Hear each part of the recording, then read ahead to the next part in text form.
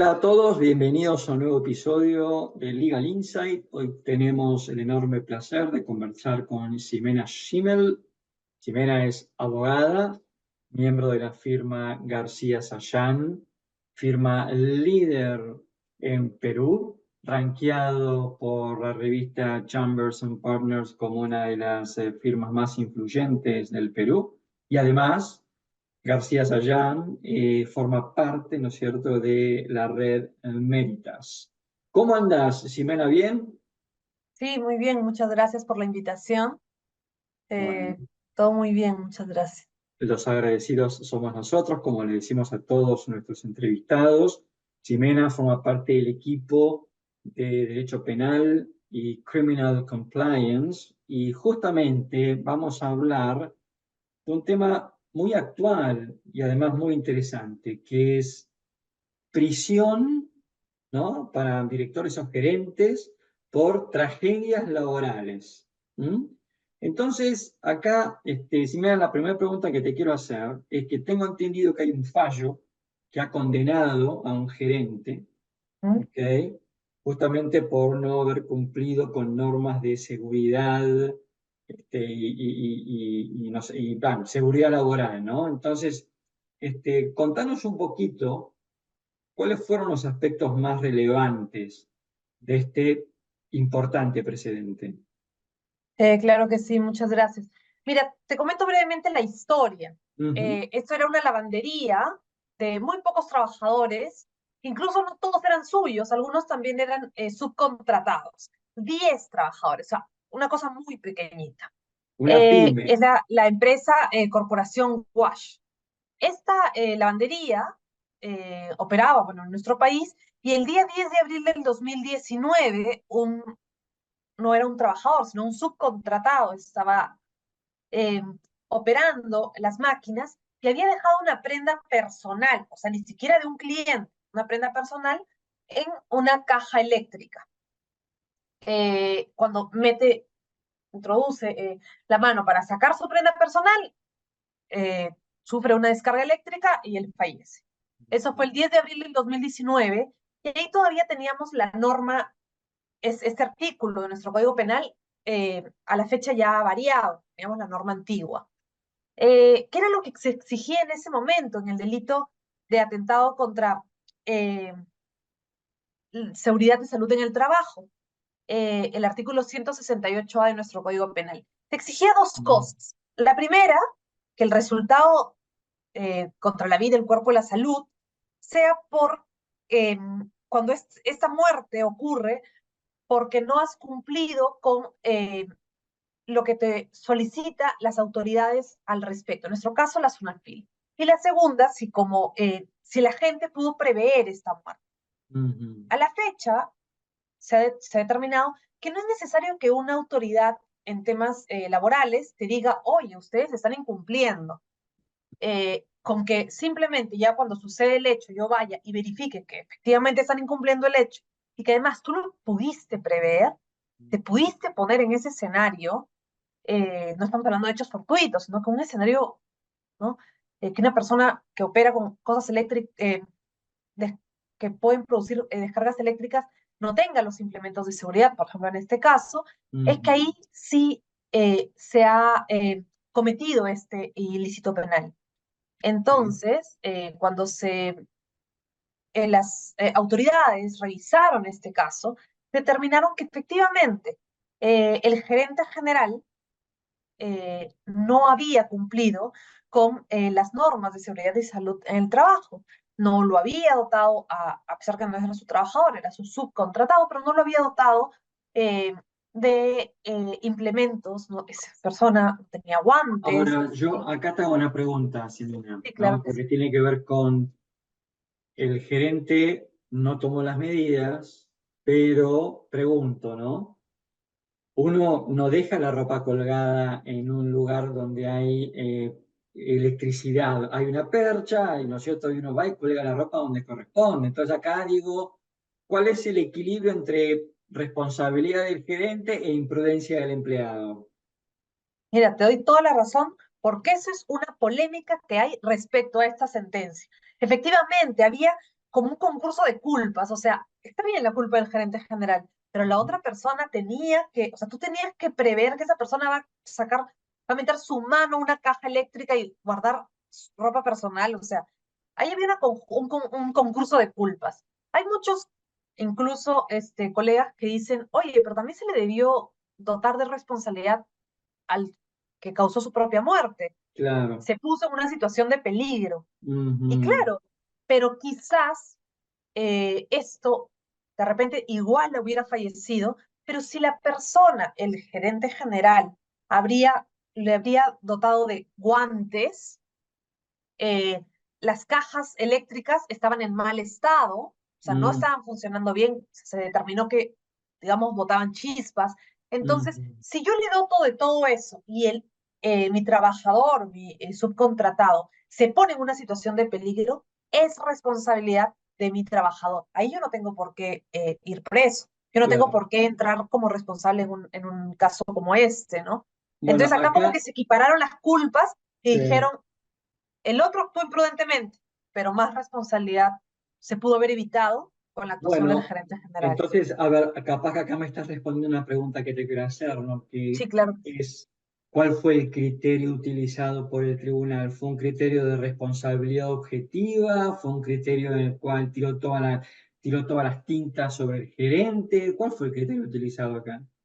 Sí, acá se tuvieron que analizar muchas situaciones, sobre todo el tema de infracción de deber, o sea, ¿quién tenía la responsabilidad sobre los hechos que habían ocurrido? Como lo mencionábamos en un inicio, nadie se imagina que un trabajador va a meter los dedos a algo que evidentemente le puede producir una descarga eléctrica. No tenía ninguna razón para meter tus prendas personales ahí, o sea, eso no tenía ni pies ni cabeza. Ujú. Pero en este caso, como te mencionaba, lo que se tiene que verificar es quién acá dota de evitar estas actuaciones temerarias, estas actuaciones imprudentes.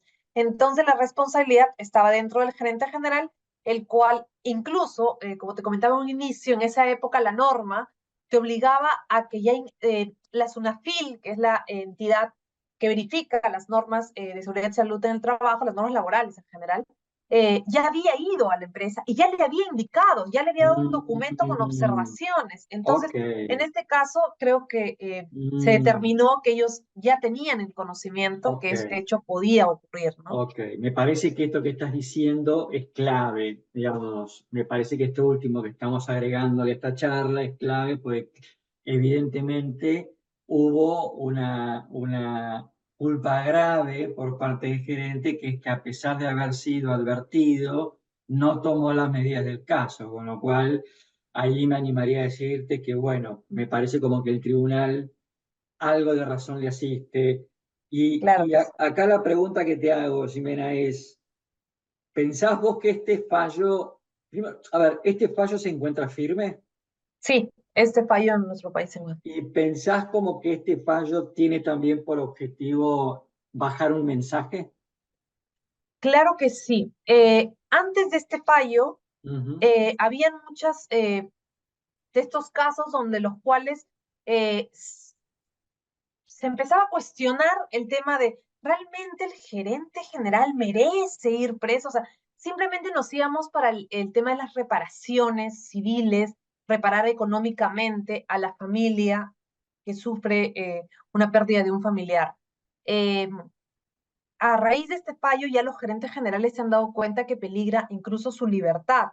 Ujú. Entonces, hay que ponerle mucha seriedad a prever, a ir Ok. más allá de lo que tenemos ahorita, sino de ponerte en situaciones donde incluso en este caso, los dos lo comentábamos y mira, antes de conversarlo, yo ya también yo pensaba, realmente ¿quién se va a imaginar que alguien va a meter su mano ahí? Sí, pero uno tiene que ponerse, y lo dice la norma, en prever incluso imprudencias no temerarias. Ok. Entonces, acá era una imprudencia, pero Bien. hay que Bueno, ponernos en todas las situaciones. me llama la atención de que ustedes en Perú tengan, ¿no es cierto?, el delito de atentado contra la seguridad y la salud laboral como un delito tipificado en el Código Penal.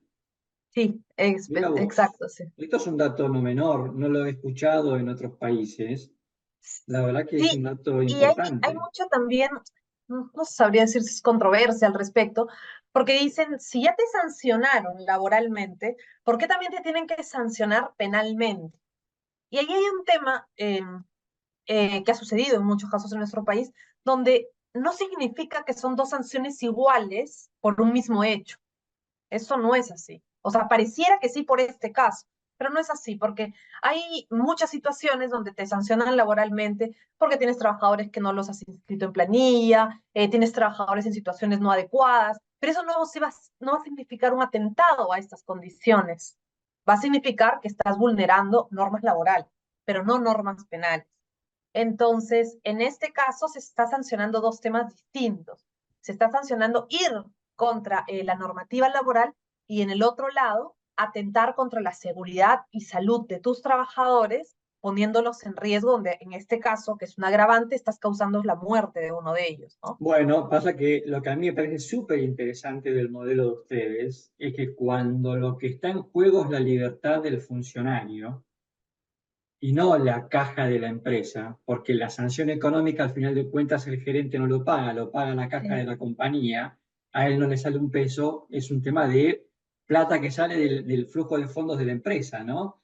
En cambio, cuando lo que está en juego es la libertad del ejecutivo, esto genera todo un incentivo para generar medidas de seguridad laboral que la verdad que hace que el gerente, digamos, se involucre a fondo en las medidas de seguridad porque si no puede estar en juego su libertad, ¿no? Entonces acá la pregunta que te hago es, contanos un poquito cómo ves esto, ya que tu especialidad es criminal compliance, ¿cómo ves, no es cierto, estas buenas prácticas y compliance? Sí, nosotros en el año pasado Ujú. se modificó la norma de compliance y se adhirió 30 modalidades delictivas en las cuales las empresas deben ponerse en esas situaciones, ver si conviven con el rubro de sus negocios y ver si deberían añadir a su sistema de prevención de delitos situaciones de riesgo respecto a estas 30 modalidades delictivas. Ujú. Increíblemente, no estuvo, no se pensó, los legisladores no tuvieron en cuenta incluir los temas de seguridad y salud en el trabajo dentro de los sistemas de prevención de delitos, eh, específicamente los temas de compliance, pero sí considero que en algún punto, como se han quedado varias cosas, digamos, en el aire, por ejemplo, temas que nosotros pensábamos que iban a incluir, los temas de corrupción entre privados, etcétera. Entonces, sí creo que en algún punto se deberían añadir. Creo que hay muchas empresas, sobre todo las empresas grandes, que ya tienen a una persona en específica que se dedica a temas de seguridad y salud en el trabajo, que que si bien no lo exige la norma de compliance, ya están añadiendo dentro de sus matrices de riesgo, haciendo políticas al respecto para justamente alinearse a buscar prevenir ese tipo de No, situaciones. es que Jimena, a ver, por más que no haya ninguna norma que lo exija, lo cierto es que si hay una norma en el Código Penal donde yo puedo ir preso por ser gerente general o ser director de recursos humanos, por así decirlo, ¿no? Eso ya opera como incentivo, ¿no es cierto?, a generar normas de prevención sin ninguna duda, con lo cual pareciera ser como que lo que uno tiene que sacar en claro de esta charla contigo es que más allá de que existan o no normas de compliance, el consejo es háganlo de todas maneras, ¿no? Exacto. Y un punto Sí, interesante que te quería comentar es que tampoco quiero que se lleven el tema de que todos los gerentes generales les va a suceder esto. Eso es claro, porque ¿verdad? estábamos hablando de una empresa pequeña. Cuando Bien. hablamos de una empresa a gran escala, se van Ujú. delimitando las funciones. Yo de repente como gerente general voy a ser el primero que ingrese a la investigación, pero dentro del transcurso de la investigación voy a poder demostrar culpen.